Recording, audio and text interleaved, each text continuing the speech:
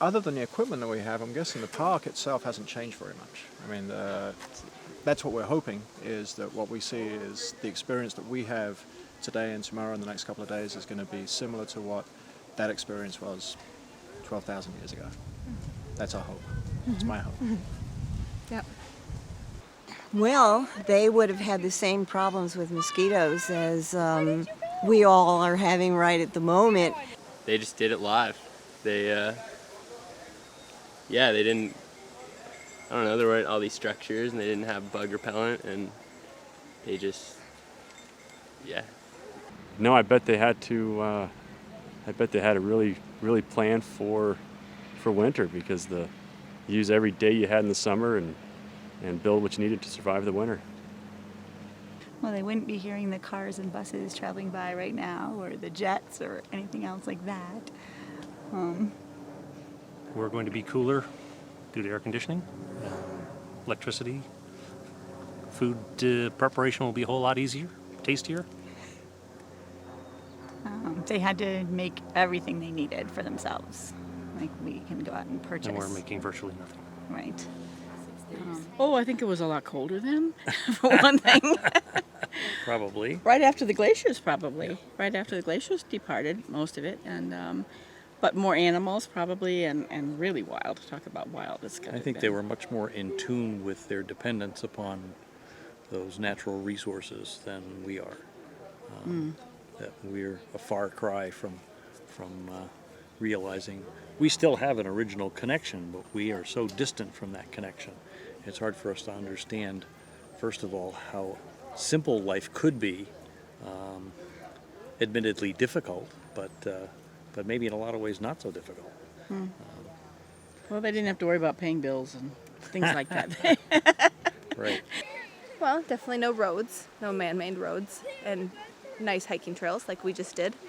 But I think the overall experience would be pretty similar because it's so untouched here, and that's why we come.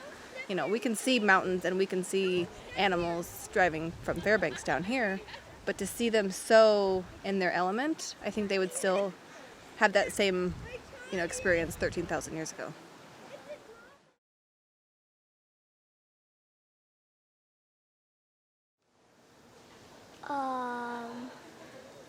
Floating cars. Trees will be teared down a little, maybe. Could be possible. Mount McKinley will be taller, way taller. That's about it. Hopefully it'll be the same. I hope that all the rangers and everyone will protect it and not allow it to be overused. I think this is what is going to be the biggest thing, because more and more people are coming all the time, and this is critical.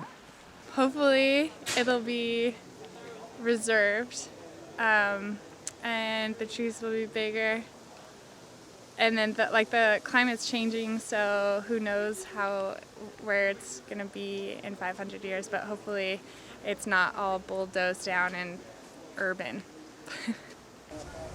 From my understanding, the changes that are taking place today have been accelerated in the last few generations, and I think the differences that we're going to see in 100 years, in 50 years, let alone 500 years, are going to be much more noticeable than the changes in the last 10,000 years, unfortunately. Mm-hmm. Well, hopefully much the same, but things have changed. Glaciers are melting off.